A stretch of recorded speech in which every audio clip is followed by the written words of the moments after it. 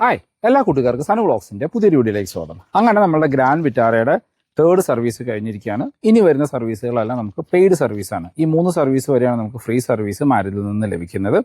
അത് third service എന്ന് പറയുന്നത് 10,000 കിലോമീറ്റർ അല്ലെങ്കിൽ 1 ഇയർ ആണ്. ഗ്രാൻഡ് വിറ്റാര ആയതുകൊണ്ടും അത് ഹൈബ്രിഡ് ആയതുകൊണ്ടും നമുക്ക് അത്യാവശ്യം നല്ല ഓട്ടോ ഉണ്ട്. 7ാമത്തെ മാസം നമ്മൾ ആ സർവീസ് ചെയ്യേണ്ടതായിട്ട് വന്നു. അപ്പോൾ ഈ 10,000 സർവീസ് അല്ലെങ്കിൽ തേർഡ് സർവീസിന് എത്ര രൂപയാണ് കോസ്റ്റ് ആയത്, എന്തെല്ലാം കാര്യങ്ങളാണ് അവർ ആ സർവീസിൽ ചെയ്യുന്നത്, സർവീസിന് ശേഷം അല്ലെങ്കിൽ സർവീസിന് മുമ്പ് വണ്ടി എങ്ങനെയുണ്ട്, ഡീറ്റെയിൽ ആയിട്ട് ചെക്ക് ചെയ്ത് നോക്കാം. നമുക്ക് സർവീസിന്റെ എക്സ്പെൻസിൽ നിന്ന് തന്നെ സ്റ്റാർട്ട് ചെയ്യാം. എനിക്ക് സർവീസ് എക്സ്പെൻസ് വന്നത് 4,937 രൂപയാണ് ടോട്ടൽ ബില്ല് വന്നത്. ഇതിനകത്ത് ഇതിന്റെ wheel alignment, wheel balancing, wheel റൊട്ടേഷനും വന്നിരുന്നു. അത് നമ്മളിപ്പോൾ പുറത്തുനിന്ന് ചെയ്യുകയാണെങ്കിൽ നമുക്ക് ഏകദേശം 1,200 രൂപയുടെ അടുത്ത് 1,500 രൂപയുടെ അടുത്താണ് കോസ്റ്റ് വരിക. ഷോറൂമിൽ നിന്ന് ചെയ്യുമ്പോഴും സിമിലർ പ്രൈസ് തന്നെയാണ്. 1000 പ്ലസ് ടാക്സ് 1,200 രൂപയുടെ അടുത്താണ് അതിന് കോസ്റ്റ് വന്നത്.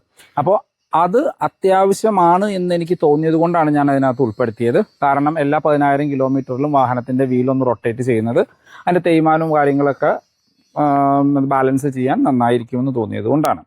അതല്ല, ആ ഒരു എമൗണ്ട് മാറ്റി നിർത്തി കഴിഞ്ഞാൽ വന്നിരിക്കുന്നത് വെറും 3,600 രൂപ, 3,500 പ്ലസ് ടാക്സ് അല്ലെങ്കിൽ 3,600 രൂപയാണ് വന്നിരിക്കുന്നത്.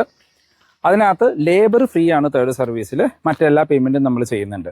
ഈ സർവീസിന് അവർ എന്തെല്ലാം ചെയ്തു എന്ന് ചോദിച്ചു കഴിഞ്ഞാൽ ഇതിന്റെ എഞ്ചിൻ ഓയിൽ ചേഞ്ച് ചെയ്തിട്ടുണ്ട്, അതിനകത്ത് അതിന്റെ ഫിൽറ്റർ കാര്യങ്ങൾ ചെയ്തിട്ടുണ്ട്, AC ഫിൽറ്റർ ചേഞ്ച് ചെയ്തിട്ടുണ്ട്. ഇതാണ് മെയിനായിട്ട് മാറ്റിയിരിക്കുന്ന കാര്യങ്ങൾ. മറ്റ് സംഭവങ്ങളൊന്നും മാറ്റേണ്ടതായിട്ട് വന്നിട്ടില്ല. കാരണം വണ്ടിക്ക് എനിക്ക് പ്രത്യേകിച്ച് കംപ്ലൈൻറ്റോ കൺസേണോ ഒന്നും തന്നെ ഈ 10,000 കിലോമീറ്റർ വരെ ഉണ്ടായിരുന്നില്ല. അതുകൊണ്ട് ബാക്കി ജനറൽ ചെക്കപ്പ് കാര്യങ്ങളാണ് ഈ വാഹനത്തിൽ ചെയ്തിരിക്കുന്നത്. അപ്പോൾ അതുകൊണ്ട് വേറെ അഡീഷണൽ എക്സ്പെൻസ് കാര്യങ്ങളൊന്നും തന്നെ വന്നില്ല എന്ന് തന്നെ പറയേണ്ടി വരും. ഇപ്പോൾ വാഹനത്തിന്റെ വില കൂടുന്നതിനനുസരിച്ച് സർവീസ് കോസ്റ്റ് കൂടും എന്നുള്ളതാണ് മറ്റ് പല മാനുഫാക്ചേഴ്സിലും ഞാൻ കണ്ടിരിക്കുന്നത്. പക്ഷെ മാരുതിയുടെ കേസിൽ ഇപ്പോൾ എനിക്ക് തോന്നുന്നു ഒരു സ്വിഫ്റ്റ് സർവീസ് ചെയ്യാൻ കൊണ്ടുപോയാലും ഈവൻ സെലേറിയ സർവീസ് ചെയ്യാൻ കൊണ്ടുപോയാലും നിങ്ങൾക്ക് വരുന്ന എക്സ്പെൻസ് ഓൾമോസ്റ്റ് സിമിലർ ആയിരിക്കും. അപ്പോൾ അതുകൊണ്ട് വാഹനം വലുതായി എന്ന് വിചാരിച്ചാൽ, വില കൂടി എന്ന് വിചാരിച്ചിട്ട് മാരുതിയുടെ വാഹനമാണെങ്കിൽ സർവീസ് കോസ്റ്റ് കാര്യങ്ങളെല്ലാം സിമിലർ ആയിരിക്കും. ഇനി അടുത്തൊരു സർവീസ് വരുമ്പോഴും ഈ ഒരു സർവീസ് പ്ലസ് ഇതിൻ്റെ കൂടെ അഡീഷണലി ലേബർ കോസ്റ്റും കൂടി ആഡ് ഓൺ ചെയ്തു വരുമായിരിക്കും. പിന്നെ ഇത് ഹൈബ്രിഡ് ആണ്. ഇതിൻ്റെ ഒരു നമ്മളുടെ ബാറ്ററിയുടെ ഒരു ബെൽറ്റ് 30,000 കിലോമീറ്റർ ചേഞ്ച് ചെയ്യേണ്ടതായിട്ടുണ്ടെന്നാണ് ഷോറൂമിൽ നിന്ന് പറഞ്ഞത്. ബാറ്ററി ഹെൽത്ത് കാര്യങ്ങളെല്ലാം ആ സമയത്താണ് അവർ ചെക്ക് ചെയ്യുക. അതല്ലാണ്ട് ഇപ്പോൾ ബാറ്ററി ഹെൽത്ത് ചെക്ക് ചെയ്യേണ്ടതായിട്ടുള്ള ഒരു ആവശ്യം വന്നിട്ടില്ല. കാരണം എനിക്ക് ആ വണ്ടി ഓടിച്ചു തുടങ്ങിയ സമയത്ത് കിട്ടുന്നതിനേക്കാളും കുറച്ച് മൈലേജ് കൂടുതൽ കിട്ടുന്നു എന്നുള്ളതല്ലാണ്ട് കുറയിലൊന്നും തന്നെ സംഭവിച്ചിട്ടില്ല. അപ്പോൾ അതുകൊണ്ട് വേറെ പ്രത്യേകിച്ച് കാര്യങ്ങളൊന്നും തന്നെ അതിനകത്ത് ചെയ്തിട്ടില്ല. ആഫ്റ്റർ തേർഡ് സർവീസ് വണ്ടി എങ്ങനെയുണ്ടെന്ന് ചോദിച്ചു കഴിഞ്ഞാൽ, സർവീസിന് ശേഷം ഞങ്ങൾ നേരെ പോയത് മൂകാംബികയ്ക്കാണ്. മൂകാംബിക അമ്പലത്തിലൊക്കെ പോയി തൊഴുതു. അവിടെ നിന്ന് മുരുടേശ്വർ വരെ പോയിട്ടാണ് നമ്മൾ തിരിച്ചു വന്നത്. നമ്മൾ ഫുൾ ഫാമിലി, ഒരു 5 പേര്, 4 അഡൾട്ടും 5 അഡൾട്ടും 2 കിഡ്സും എന്നുള്ള രീതിയിലാണ് നമ്മൾ ട്രാവൽ ചെയ്തത്. നമ്മൾക്ക് ഏകദേശം 650 കിലോമീറ്റർ വൺ സൈഡ് ട്രാവൽ ചെയ്യാനുണ്ടായിരുന്നു. മൊത്തം 1,300 കിലോമീറ്ററിനടുത്ത് ട്രാവൽ ചെയ്തു. ഏകദേശം 6,000 രൂപയുടെ അടുത്ത് മാത്രമാണ് നമുക്ക് പെട്രോളിന് എക്സ്പെൻസ് വന്നത്. അതായത് ഇപ്പോൾ ഇതിൻ്റെ പരസ്യങ്ങളിലൊക്കെ പറയുന്ന പോലെ തന്നെ ഫുൾ ടാങ്ക് പെട്രോളിൽ മിനിമം 1,200 കിലോമീറ്റർ നമുക്ക് കവർ ചെയ്യാനായിട്ട് പറ്റും. ആവറേജ് മൈലേജ് ഒരു 23-നും 25-നും ഇടയ്ക്ക് എനിക്ക് ലഭിച്ചിരുന്നു. ഇപ്പോൾ നിലവിൽ ഞാൻ ഈ വീഡിയോ എൻ്റെ ചെയ്യുന്നതുകൊണ്ട് നിങ്ങളെ കാണിച്ചു തരാം. ഈ വാഹനത്തിൽ കാണിക്കുന്ന മൈലേജ് 30 കിലോമീറ്റർ പെർ ലിറ്റർ ഒക്കെയാണ് ആവറേജ് ഫ്യൂൽ എഫിഷ്യൻസി കാണിക്കുന്നത്. പലരും പറയാറുണ്ട് വീഡിയോയിൽ ഞാൻ ഇത്രയും മൈലേജ് കിട്ടുന്നു, ഇല്ല ഞങ്ങൾക്ക് കിട്ടുന്നില്ല, 22 കിട്ടുന്നുള്ളൂ എന്ന്. ചിലപ്പോൾ അത് ഓടിക്കുന്നതിൻ്റെ ആയിരിക്കാം. തീരെ മൈലേജ് കുറവാണെങ്കിൽ സർവീസ് സെൻ്ററിൽ ഒന്ന് കാണിക്കുന്നത് എന്തുകൊണ്ടും നല്ലതാണ്. എനിക്ക് മൈലേജ് ഇപ്പം ഞാൻ സാധാരണ രീതിയിൽ ഈ വാഹനത്തിൽ പെട്രോൾ അടിക്കാറ് 10 ലിറ്റർ 20 ലിറ്റർ ആ ഒരു കാറ്റഗറിയിലാണ് അടിക്കാറ്. അപ്പോൾ 10 ലിറ്റർ അടിച്ചു കഴിഞ്ഞാൽ മിനിമം 250 കിലോമീറ്റർ കൂടുതൽ എനിക്ക് ഈസിലി കവർ ചെയ്യാനായിട്ട് പറ്റാറുണ്ട്. ഓരോ തവണ അടിക്കുമ്പോഴും ഞാൻ അതൊന്ന് ട്രാക്ക് ചെയ്ത് തന്നെയാണ് പെട്രോൾ അടിക്കാറ്. ഇപ്പോൾ പിന്നെ അതുപോലെ തന്നെ നമ്മളുടെ മൊബൈലിലും എൻ്റെ ആപ്ലിക്കേഷൻസ് കാര്യങ്ങൾ അവൈലബിൾ ആയതുകൊണ്ട് നമുക്ക് അതിൽ ചെക്ക് ചെയ്താലും അറിയാനായിട്ട് പറ്റുന്നുണ്ട്. അപ്പോൾ ഓട്ടോ ഉണ്ട്, നിങ്ങൾക്ക് അത്യാവശ്യം നല്ല ഓട്ടോ ഉള്ള ഒരാളാണ്, നിങ്ങൾക്ക് ഡീസൽ കാർ വേണ്ട, കാര്യം ഡീസലിൻ്റെ ഫ്യൂച്ചർ എന്താവും അറിയത്തില്ല, അങ്ങനെ പല പല കൺസേൺസ്. ഇപ്പോൾ പെട്രോളിൻ്റെയും സെയിം ഇഷ്യൂ തന്നെയാണ്. കാര്യം പെട്രോളിലും E20 ഒക്കെ വന്നു എങ്കിലും മൈലേജിൽ വലിയ ഡ്രോപ്പൊന്നും വന്നിട്ടില്ല. പക്ഷേ NA പെട്രോൾ എഞ്ചിനുള്ള ബ്രസ പോലെയുള്ള വാഹനങ്ങളിൽ മൈലേജിൻ്റെ ഡ്രോപ്പ് കാണിക്കുന്നുണ്ട്, 1 അല്ലെങ്കിൽ 2 കിലോമീറ്റർ.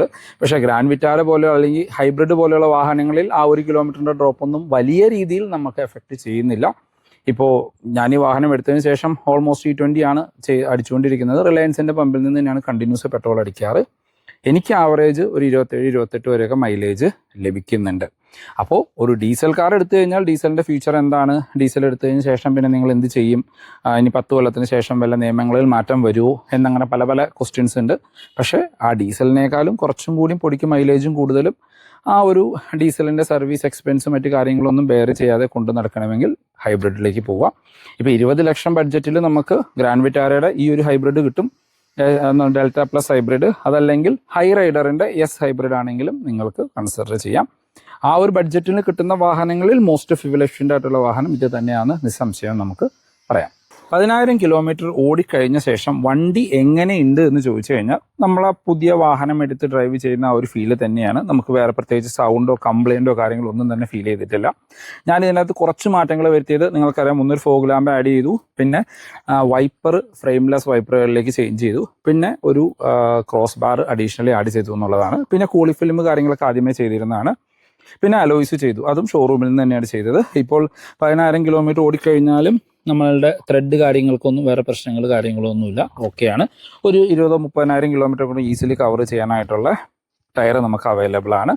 വേറെ പ്രത്യേകിച്ച് വാഹനത്തിന് വേറെ കൺസേണോ കാര്യങ്ങളോ ഒന്നും തന്നെ വന്നിട്ടില്ല. പിന്നെ ഡെയിലി ഉപയോഗിക്കുന്നത് കൊണ്ടുള്ള ചെറിയ ചെറിയ സ്ക്രാച്ചുകൾ ഒരകൾ നിങ്ങൾക്ക് അവിടെ ഇവിടെയൊക്കെ കാണാനായിട്ട് പറ്റും. ഇനി നമുക്കിതിൻ്റെ മൈലേജ് ഞാനിപ്പോൾ റിയൽ ടൈമായിട്ട് നിങ്ങളെ കാണിച്ചു തരാം. നമ്മൾ വാഹനത്തിനകത്ത് കയറി വാഹനം ഓൺ ചെയ്ത് ഇപ്പോൾ ഇൻറ്റീരിയറിലേക്ക് വന്നു കഴിഞ്ഞാലും നമുക്ക് പ്രത്യേകിച്ച് കൺസേണോ അല്ലെങ്കിൽ ഈ ബട്ടൺസിലുള്ള കളർ മാറ്റം അങ്ങനെ ഒന്നും തന്നെ ഫീൽ ചെയ്യുന്നില്ല. പല മാനുഫാക്ചറിൻ്റെ പല വാഹനങ്ങളിലും 10,000 കിലോമീറ്ററിൽ തന്നെ പല പല കൺസേണുകൾ നമ്മളുടെ ശ്രദ്ധയിൽ പെടാറുണ്ട്. ഇതിനങ്ങനത്തെ പ്രശ്നങ്ങളൊന്നുമില്ല. ഇപ്പോൾ റിയൽ ടൈം മൈലേജ് എന്ന് പറയുന്നത് ഫ്യൂവൽ എഫിഷ്യൻസിയിലേക്ക് പോയി കഴിഞ്ഞാൽ ഇതാണ് അതിൻ്റെ ഹിസ്റ്ററി. 30.3 കഴിഞ്ഞ ദിവസം പോയപ്പോൾ കിട്ടിയ മൈലേജ്, മാപ്പിലേക്ക് പോയത് 30.3, 23.9, 17.2, 28 ഇതൊക്കെയാണ് എനിക്ക് കിട്ടുന്ന ആവറേജ് മൈലേജ്. ഈ ചെറുത് കാണിക്കുന്നതെല്ലാം ഷോർട്ട് ഡിസ്റ്റൻസ്, അതായത് നമ്മൾ വണ്ടി ഒന്ന് മാറ്റിയിടുക അല്ലെങ്കിൽ ഞാനിപ്പോൾ ഈ വീഡിയോ എടുക്കാനായിട്ട് കൊണ്ടുവന്നതൊക്കെയാണ് നിങ്ങൾ ഈ കാണുന്ന ഷോർട്ട് ഡിസ്റ്റൻസുകൾ. അങ്ങനെ അപ്പോൾ ആവറേജ് ഫ്യൂൽ എഫിഷ്യൻസി നമുക്ക് 20.3 ഈ സ്ക്രീനിലേക്ക് വന്നു കഴിഞ്ഞാൽ തന്നെ നിങ്ങൾക്ക് കാണാം ഇതിനകത്ത് ആവറേജ് ഫ്യൂൽ എഫിഷ്യൻസി ആണ് 24.3.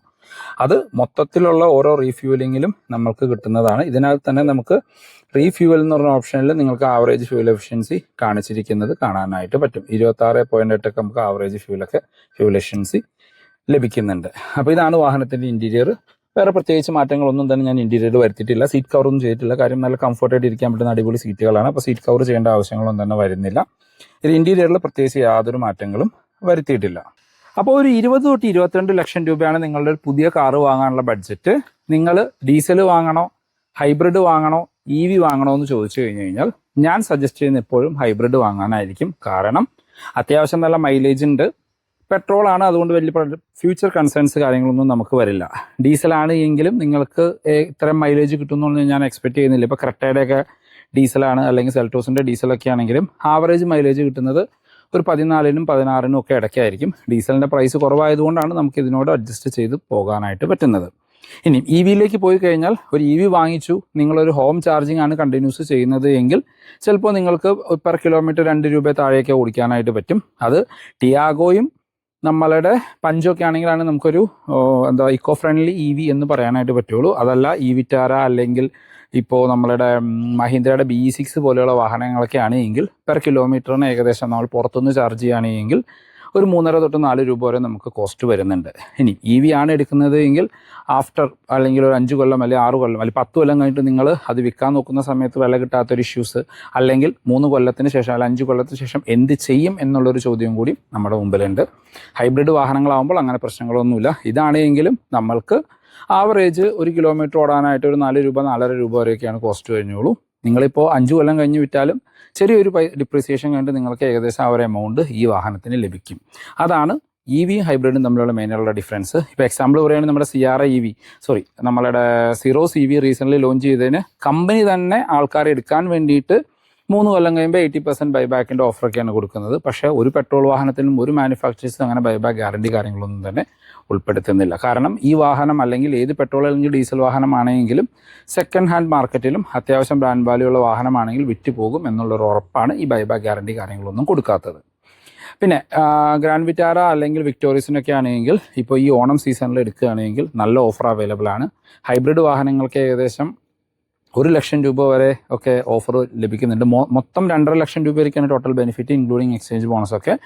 ഇപ്പോൾ നമ്മുടെ ഗ്രാൻഡ് വിറ്റാരയുടെ ബേസ് വേരിയൻ്റ് ആണെങ്കിൽ നിങ്ങൾക്ക് ഒരു 12.30-നും ഇതിൻ്റെ ഡെൽറ്റ സെക്കൻഡ് വേരിയൻ്റ് ആണെങ്കിൽ 13.90 ഓഫറുകൾക്ക് ശേഷമുള്ള പ്രൈസാണ്.